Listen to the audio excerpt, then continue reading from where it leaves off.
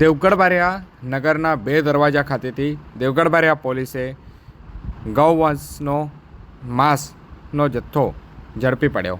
આજે તારીખ 11 મે 2024 શનિવારના રોજ મળતી માહિતી અનુસાર દેવગઢ બારિયા પોલીસ સ્ટાફને ખાનગીરાએ જે બાતમી મળી હતી કે બે દરવાજા પાસે રહેતા પિતા પુત્ર જેઓ કે પોતાના રહેણાંક મકાનની પાછળ બનાવેલ સિમેન્ટના પતરાની ઓરડીમાં પ્લાસ્ટિકની થેલીમાં શંકાસ્પદ પશુનો માંસનો જથ્થો રાખી ચોરી છુપે ધંધો વેચાણ કરી રહ્યા છે.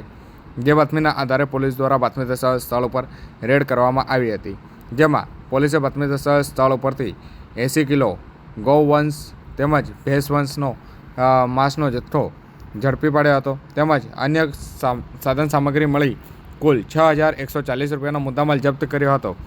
જો કે જે બંને પિતા પુત્ર છે તેઓ ત્યાં ના હાજર રહેતા બંનેને વોન્ટેડ જાહેર કરી અને બંને વિરુદ્ધ સાંજે 6:45 ગુનો નોંધી કાયદેસરની કાર્યવાહી હાથ ધરી છે.